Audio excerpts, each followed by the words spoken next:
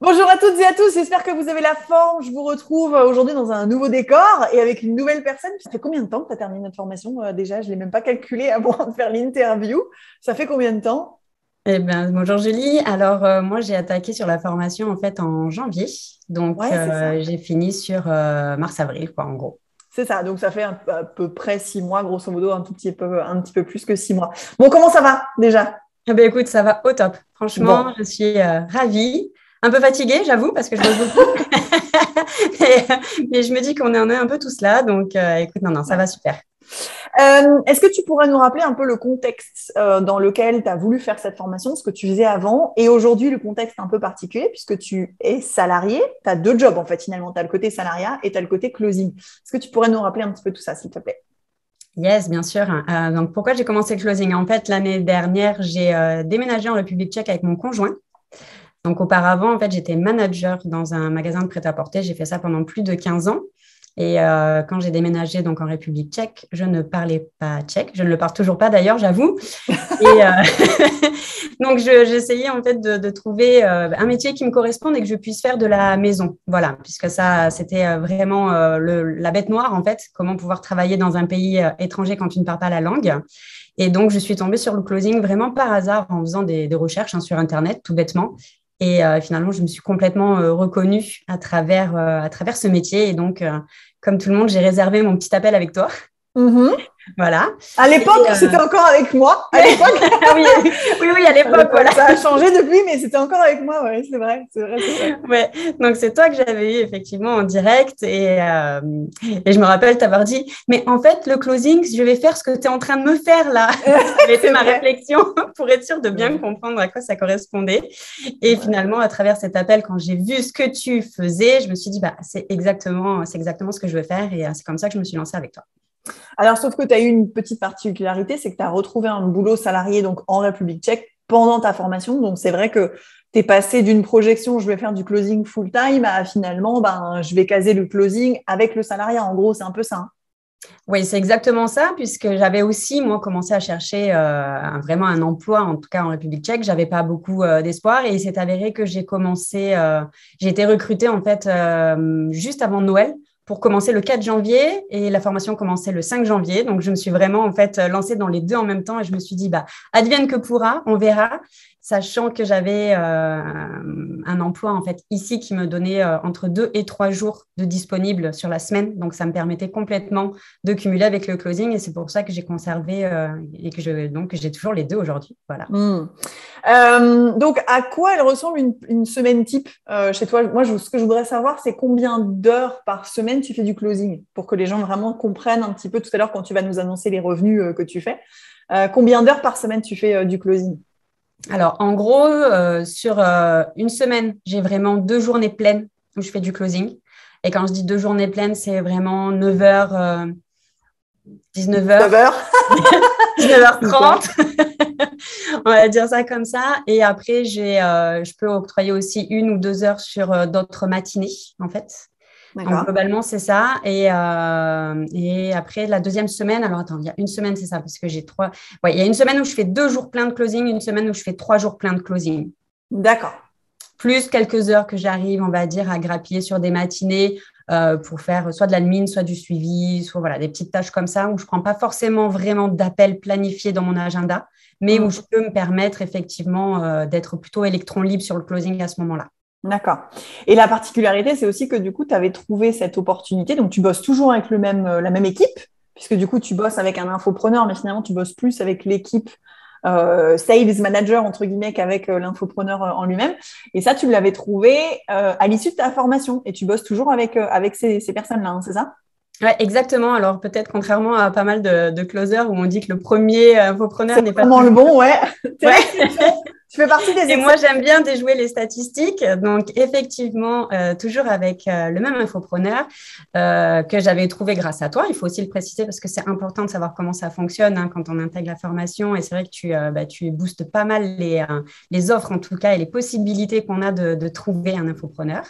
Et moi, j'ai commencé juste avant de finir la formation. Je crois juste après, en fait, avoir fait mon éval oral. Mhm. Donc, à peu près autour de la mi-mars. Et j'ai commencé à prendre mes vrais appels sur le mois d'avril. Et donc, du coup, voilà, je suis toujours sur cette Sur ce info, contrat. avec cet infopreneur-là. Ouais, exactement. Et alors, comment est-ce que ça s'est passé au début versus comment ça se passe aujourd'hui? Waouh! Alors, comment ça s'est passé au début? Franchement, c'était dur. Ça a été super dur. Déjà, l'onboarding était un petit peu long. Mais bon, ça, je pense que c'est vraiment dépendant de chaque infopreneur. Et début d'école, on va dire vraiment avril, sachant qu'à la base, j'étais plutôt sur un poste de breacher, évolutif sur un poste de closer. Donc, c'est Alors, un peu attends, qu'on a mis les pieds dedans. breacher, pour parler langage du marché aujourd'hui, c'est setter, hein, c'est ça, c'est le setting, hein, du coup, hein, c'est ça? Ouais, en fait, je m'occupais L'équivalent. vraiment, je faisais que des FCC, ce que est First Contact Call. Donc, en fait, c'est des personnes qui vont laisser leurs coordonnées parce qu'elles ont téléchargé un document ou qu'elles ont regardé un webinaire, mais qu'elles n'ont pas forcément pris rendez-vous. Ouais, Et c'est toi, ça. en fait, tu vas les appeler. Donc, c'est très froid, moyen chaud, on va dire. Tout dépend Mhm. sur qui tu tombes. Mais voilà, c'est pas des appels inbound, c'est pas des appels qui se mettent dans ton agenda. C'est vraiment un petit peu de la prospection, mais quand même avec des leads qui t'ont laissé leurs coordonnées. Donc voilà, c'est C'est plutôt ça. ça. Donc, l'équivalent du setting, c'est ce que Vincent fait avec l'équipe qui gère. Et donc, du Exact. coup, pourquoi tu nous as dit difficile au début parce que ça a mis du temps à te former sur le produit, sur les appels, etc. Et alors, une fois que tu as eu tes premiers appels, comment ça s'est passé? Alors, une fois que j'ai eu mes premiers appels, globalement, ça se passait bien, on va dire. En tout cas, c'était l'impression que j'avais. D'accord. Voilà. Non, c'était quand même un petit peu délicat. C'est vrai que ça a pris beaucoup de temps pour se mettre en place. J'ai des suivis vraiment long terme. Donc, les 3 premiers mois, il n'y a pas eu beaucoup de résultats. Hmm. Ça a commencé à se décanter, en fait, vraiment à partir de 3 mois, où finalement, je commençais à récolter un petit peu tous les appels et les suivis que j'avais mis en place. Donc, c'est vrai qu'au départ, tu te poses beaucoup la question. Tu vois les autres, tout le monde boum à droite, à gauche, voilà, parce que tu suis aussi tes camarades de promo, on va dire. Ouais, Et toi, ouais. tu es là et tu as zéro, tu fais ta première facture à 87 euros, tu fais ouh, 87 euros, magnifique. Donc, donc c'est vrai que c'était un petit peu déstabilisant. Ouais. Mais après, je croyais vraiment dans mon programme. Je crois toujours dans mon programme, bien évidemment. J'aime beaucoup le programme que je représente. Donc, je me suis dit, mais de toute façon, ça va juste prendre du temps. J'en étais consciente. Et je me suis aussi fixé des objectifs en me disant, je me laisse 6 mois. Si dans 6 mois, vraiment, je n'ai pas de résultat, à ce moment-là, c'est que voilà, je me remets en question. Est-ce que c'est moi? Est-ce que c'est le programme? Il y a un truc qui ne va pas. Mais voilà, je m'étais laissé 6 mois pour me dire, détends-toi. Ça va se mettre en place et pas de regret d'avoir tenu bon, ne rien lâcher parce qu'effectivement, aujourd'hui, franchement, je m'éclate. Voilà, tout simplement. Il n'y a pas d'autre mot. Top. Et puis finalement, tu as eu tes résultats avant les 6 mois, du coup. Ouais, Ces carrément. 6 mois, donc tu as eu les résultats avant les 6 mois. Et alors, niveau financier, en sachant que voilà, tu bosses entre 2 et 3 jours par semaine full-time closing, niveau financier, qu'est-ce que ça donne?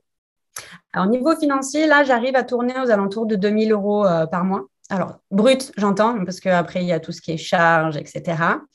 Sachant que j'ai l'avantage aussi d'être avec un infopreneur qui donne des bonus. Donc, je ne sais pas comment fonctionnent les autres, vu que j'en ai essayé qu'un. Mais en tout cas, en fonction de nos résultats, on a un petit classement, etc. Et c'est vrai que ça met bien du beurre dans les épinards. Et ça motive aussi forcément pour être dans le top 3 afin de mettre un peu de bonus en plus, on va dire, de ce que l'on peut closer nous-mêmes. Voilà. D'accord. Qu'est-ce que le closing t'a permis de faire en termes de peut-être liberté de ton temps, qualité de vie, etc. En quoi, mis à part le côté financier où effectivement c'est du bon bonus, qu'est-ce que ça t'a permis de faire dans ta vie perso à côté? Déjà, en fait, ça me permet vraiment d'être enchantée du métier que je fais. Et ça, je pense que c'est super important parce que ce n'est pas le cas et c'est aussi pour ça que j'avais choisi de partir vivre en République tchèque parce que la situation, on va dire, que j'avais en France ne me convenait plus. Même si j'ai énormément aimé le métier que j'ai fait, c'est plutôt les conditions dans lesquelles il se faisait qui me correspondaient plus. Au niveau des valeurs, au niveau on nous prend vraiment, enfin, c'est toujours donner plus, donner plus, donner plus pour que derrière, voilà, il n'y avait pas du tout de considération de l'être humain, en fait. Ça me posait problème. Alors que là, avec le closing, ne serait-ce que dans la relation que je peux avoir avec mes prospects, tu as vraiment cette relation de confiance qui s'établit, tu as vraiment l'impression finalement de les accompagner, de les aider. Mais rien que ça, en fait, ça fait toute la différence par rapport à la façon dont toi, tu peux vivre les choses après dans ta propre vie, personnelle comme professionnelle. D'accord. Top. Et quel conseil, la question de la fin, quel conseil tu pourrais donner aux personnes qui vont regarder cette vidéo et qui sont encore en phase de, comment je pourrais dire, de questionnement?